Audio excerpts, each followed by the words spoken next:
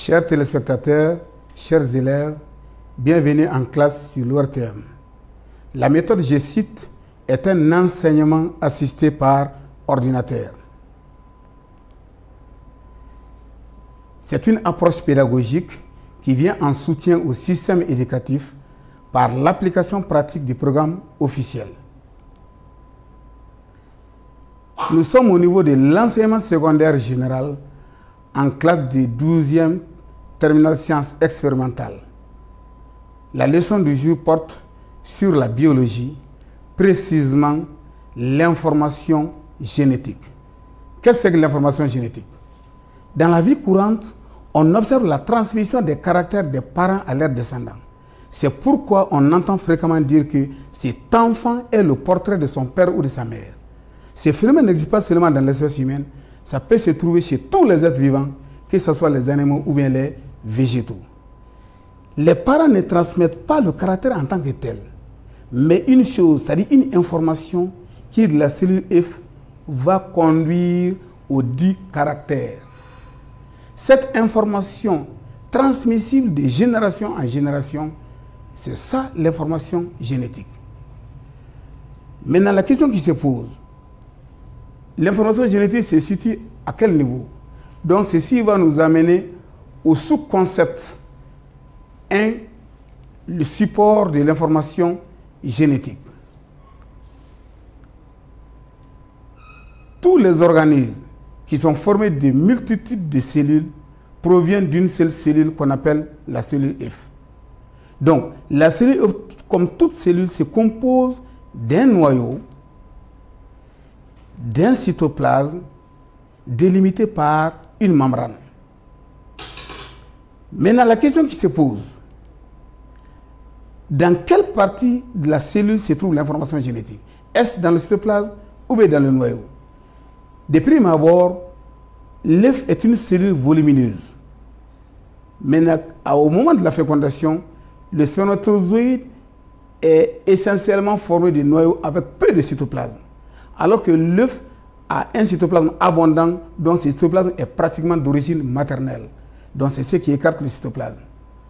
Maintenant, quand vous prenez des enfants issus d'une même famille, maintenant la diversité de ces enfants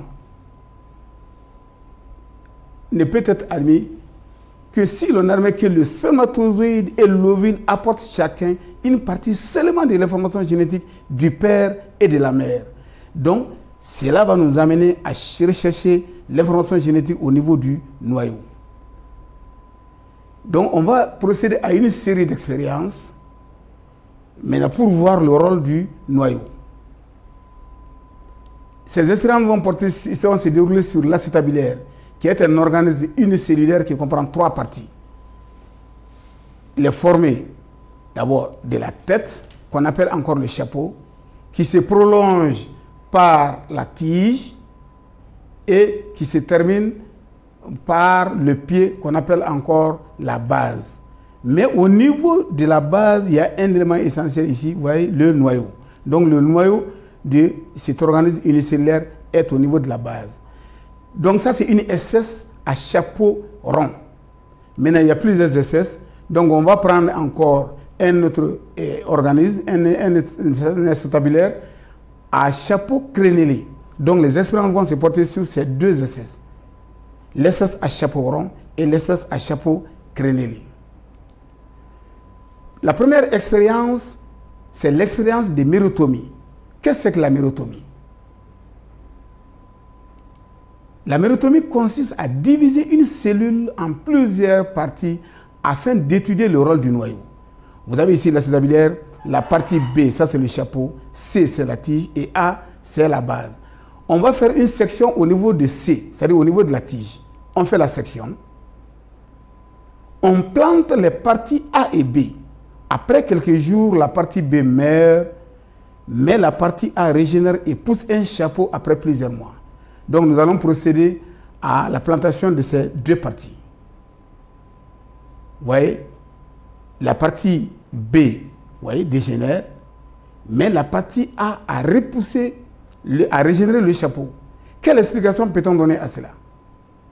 Étant donné que la partie B ne renferme pas de noyau, la partie A renferme le noyau, donc on peut alors se dire que la régénérescence de la partie A est probablement due à la présence du noyau. On dit bien probablement parce qu'il faut faire d'autres expériences pour avoir la confirmation. Donc ceci va nous amener à l'expérience 2, qui est une expérience de greffe entre les deux espèces. L'espèce A à chapeau rond et l'espèce B à chapeau crénelé. On va prendre la base de l'espèce A sur laquelle on greffe la tige de l'espèce B. Et on voit le chapeau qui sera donné. Et voilà, c'est le chapeau rond. On prend la base de l'espèce B sur laquelle on greffe la tige de l'espèce A. Et on a un chapeau crénelé. Quelle interprétation peut-on donner à ça? Donc, la réponse ici, c'est toujours, vous voyez que le noyau, on peut dire que le noyau contient l'information qui est à la base de la régénération du chapeau. Mais pour consolider davantage cette expérience, on va procéder à une dernière expérience, l'expérience 3. C'est une expérience de greffe de noyaux entre les deux espèces. Pour ce faire, on va enlever le noyau de l'espèce A. Ici, on enlève également le noyau de l'espèce B. Et on introduit le noyau de l'espèce B dans A et le noyau de A dans B. Maintenant, on va procéder, c'est-à-dire au greffage. Donc, on prend la base de l'espèce A sur laquelle on greffe sa propre tige. Maintenant, on voit A. On a un chapeau crénelé. On prend la base de l'espèce B sur laquelle on greffe sa propre tige et on a un chapeau rond.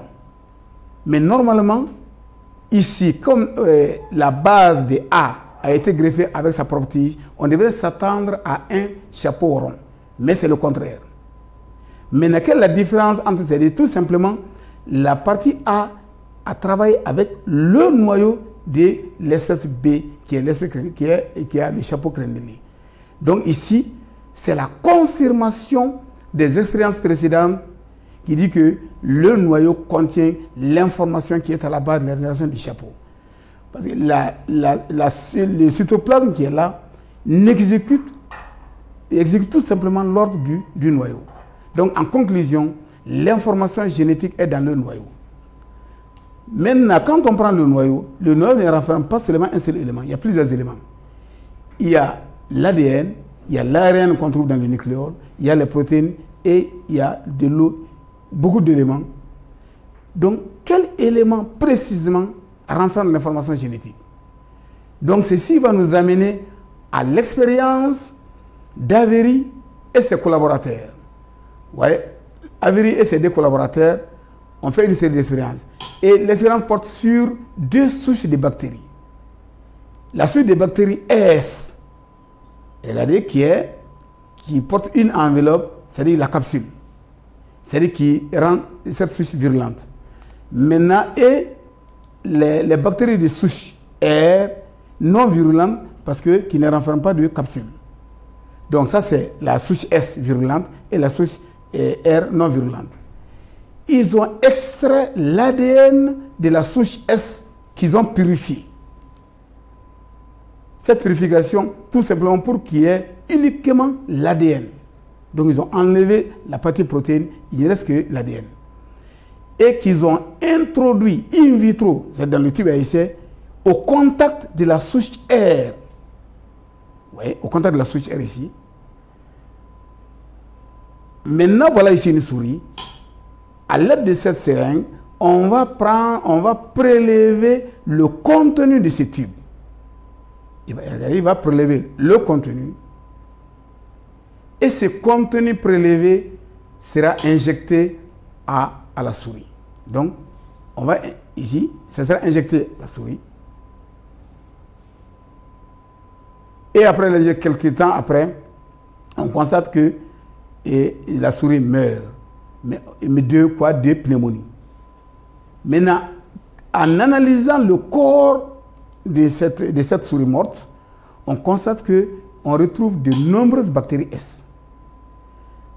Mais on n'a pas utilisé, c'est la souche R qui a été utilisée, mais tout simplement, il y a l'ADN de la souche S qui a été introduit au niveau de la souche R. Donc, on peut donc dire que c'est l'ADN de la souche R qui a rendu la souche R virulente. Donc, c'est la conclusion qu'on peut tirer. Donc, l'extrait d'ADN de la bactérie S a rendu la bactérie R virulente. Donc, c'est ce qui confirme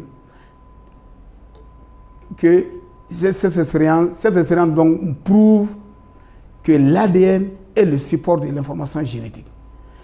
Donc, on connaît maintenant que précisément c'est l'ADN qui est le support de l'information génétique. Donc, ceci va nous amener alors à s'intéresser à l'ADN, à voir la nature chimique et l'organisation de l'ADN. La structure de l'ADN, on va faire un peu d'historique.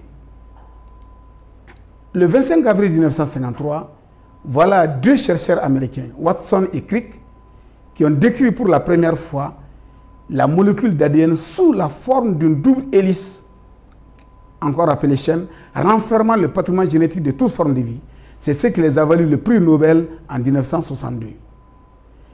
Donc, ils ont proposé le modèle moléculaire de l'ADN en 3 dimensions.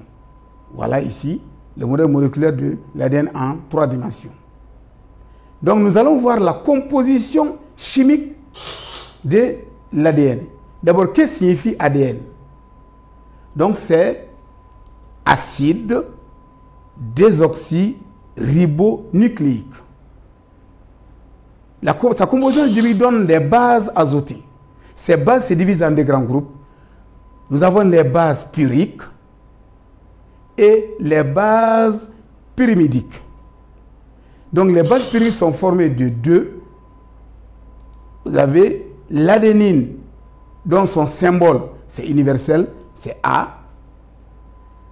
La deuxième base pyrique, c'est la guanine, donc le symbole G. Et les 2 bases pyrimidiques, il y a la thymine, symbole T. Et enfin, la cytosine, symbole C. Donc, l'ADN est formé, et les bases de l'ADN, il n'y a que ces 4. Donc, l'ADN est formé de 4 bases. Ces 4 bases sont l'adénine, la thymine, la guanine et la cytosine. Maintenant, nous allons voir maintenant comment ces bases-là se disposent. La relation entre ces bases. Quand on prend la base A, l'adénine, et qu'on veut l'associer à C, il ne va pas accepter. À G, non, mais il accepte de s'associer à T. Donc C aussi s'associe à G.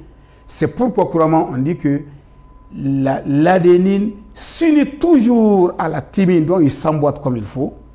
Et la cytosine s'unit toujours à la guanine, et bien il s'emboîte également facilement. Maintenant, ça c'est des dispositions qu'on appelle des appareillements. Mais est-ce les appareillements, est-ce qu'il n'y a pas d'autres appareillements possibles? Donc, toujours se pose cette question. Quels sont les appareillements possibles entre ces débats des AD?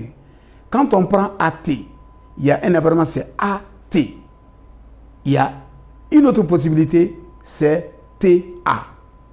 Donc, entre l'adénine et la thymine, il n'y a que ces 2 appareillements. Soit on est AT ou bien TA. De la même manière, quand on prend la cytosine et la guanine, c'est CG ou bien GC. Donc, voilà les 2 dispositions au niveau de chaque base. Donc, connaissant maintenant les bases, donc nous allons voir, après les bases, il y a la composition chimique nous donne encore du sucre et des acides. Quel est le sucre de l'ADN? Donc, c'est le désoxyribose. C'est un sucre en C5 de formule C5, H10, O4, et voilà son symbole. Maintenant, son acide, c'est l'acide phosphorique. Donc, des symboles H3, PO4, et voilà son symbole. Donc, maintenant, voilà, on connaît maintenant la composition de l'ADN. Il y a les bases, il y a le sucre, et il y a également l'acide phosphorique. Ceci va nous amener à l'hydrolyse partielle.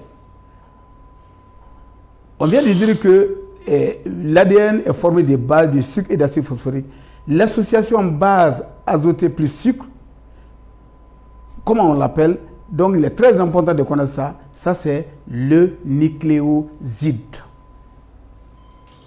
Maintenant, quels sont les nucléosides correspondant aux 4 bases?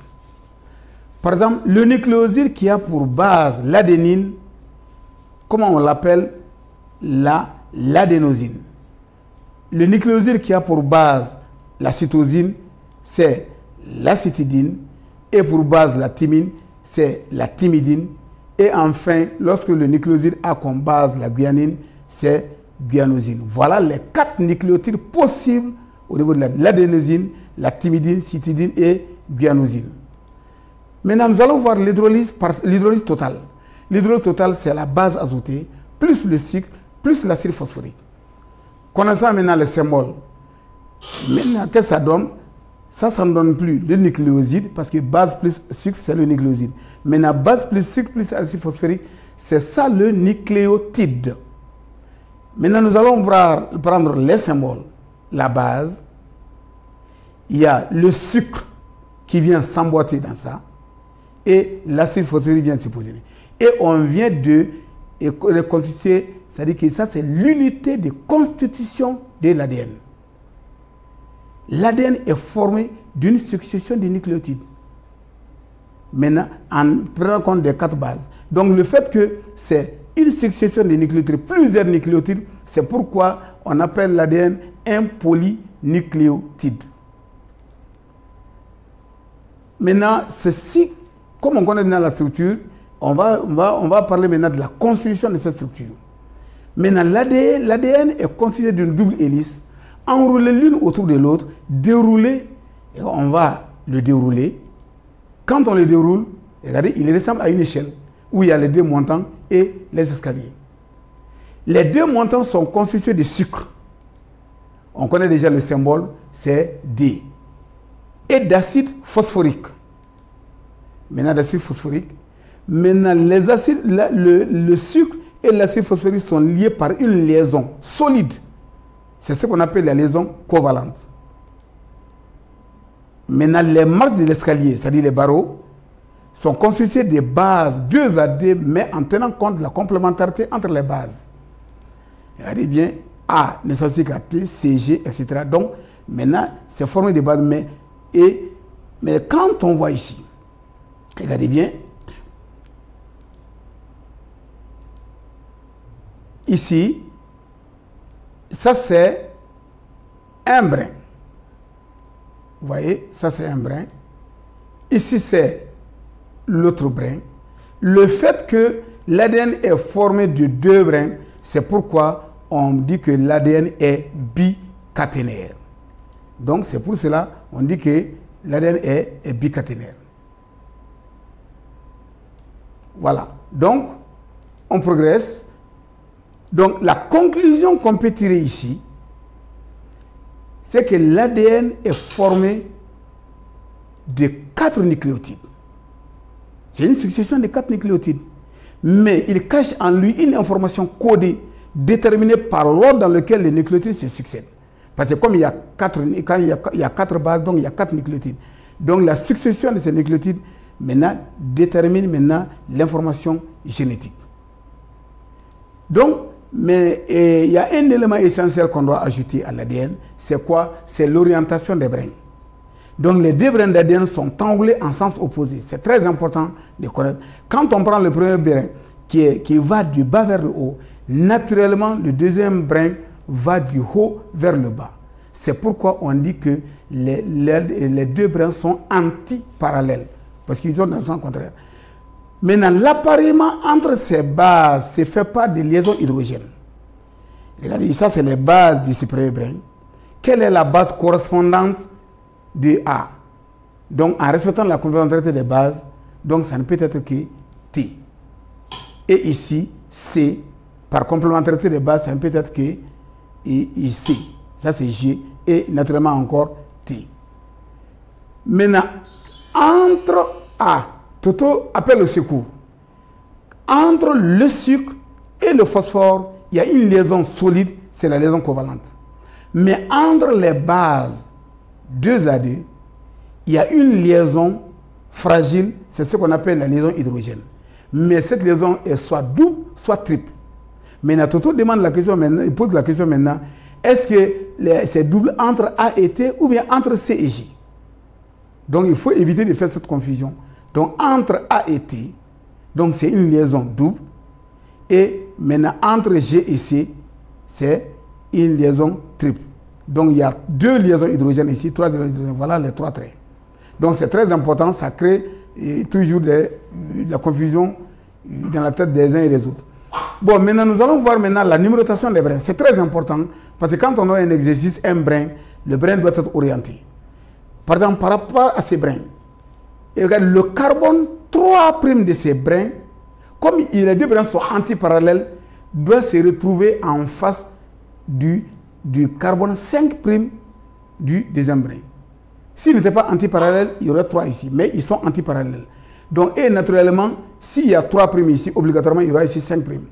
Donc, le carbone 5' de ces premiers brins va se trouver en face donc, du carbone 3' du deuxième brin. Donc, ceci va nous amener à un petit exercice d'application. Soit le premier brin, 3', 5', donc orienté 3', 5', formé des nucléotides suivants, AG, etc. On dit de donner les nucléotides du deuxième brin complémentaires. Donc, si le premier brin est de 3', 5', il faut que l'autre soit 5', 3' parce qu'ils sont antiparallèles. Donc, de A, par complémentarité des bases, il ne peut y avoir ici que T.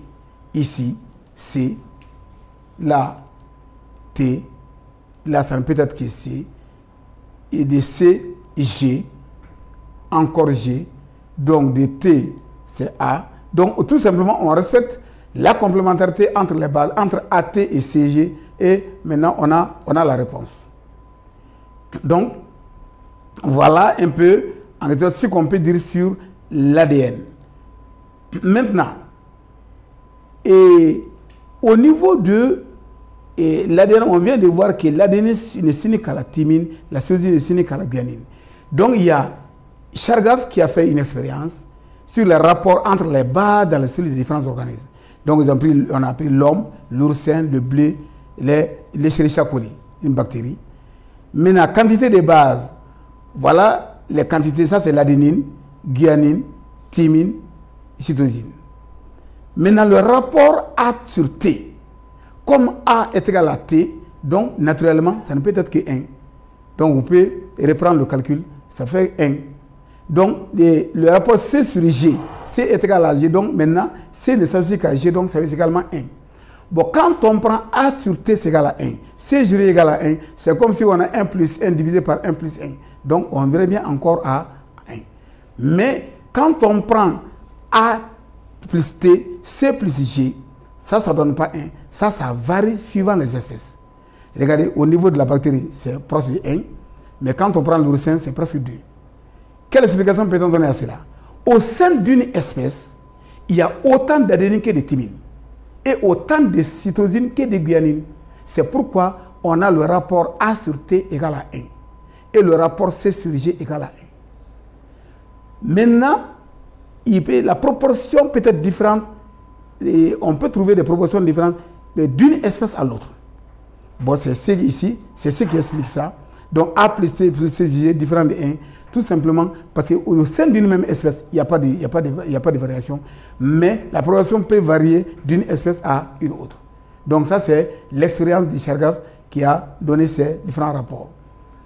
Donc, maintenant, ça nous amène à la fin de l'ADN. Maintenant, on est obligé de parler un peu d'ARN parce qu'il y a certaines espèces qui n'ont pas d'ADN, qui ne travaillent pas, donc l'information génétique, et ils n'ont pas d'ADN, donc ils n'ont que l'ARN. Donc l'information génétique est portée par l'ARN, par exemple les rétrovirus. Donc on en parle ici, sa structure. Quelle est sa structure? C'est l'acide ribonucléique. Tout comme l'ADN, la molécule d'ADN est un polynucléotide. Donc nous allons voir sa composition chimique. Regardez, l'ARN diffère de l'ADN par un certain nombre de caractères qu'il faut connaître. c'est au nombre de 3. La première différence, c'est au niveau du sucre. Donc le sucre du ribose, le sucre de l'arène, c'est le ribose. C'est également un sucre en C5. Donc de formule C5H10O4, C5H10O5. Contrairement à l'ADN, dont son sucre est le désoxyribose. Du mot désoxy, c'est-à-dire qu'on a enlevé une molécule d'oxygène. C'est pourquoi au niveau de l'ADN, c'est C5H10O4 et au niveau de l'ARN, ici, le ribose, c'est C5H10O5. La deuxième différence, c'est au niveau des bases azotées.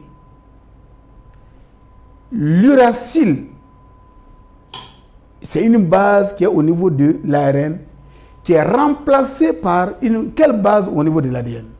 Donc l'uracile remplace la thymine au niveau de comment on appelle, il remplace la thymine au niveau de l'ARN. Donc quand vous voyez, quand on vous donne un brin et que ces brins renferment parmi les 4 bases, vous avez l'uracile, il faut naturellement se dire que c'est un brin d'ARN. Et quand vous voyez qu'il y a la thymine là-dedans, ça ne peut pas être l'ARN, c'est l'ADN. Donc on trouve l'uracile qui est chez l'ARN et la thymine toujours chez l'ADN. Donc, la dernière différence, c'est le nombre de brins. L'ARN est formé d'un seul brin. On dit qu'il est monocaténaire. Regardez bien, il est monocaténaire, contrairement à l'autre. Donc, fin de coup, je vous remercie.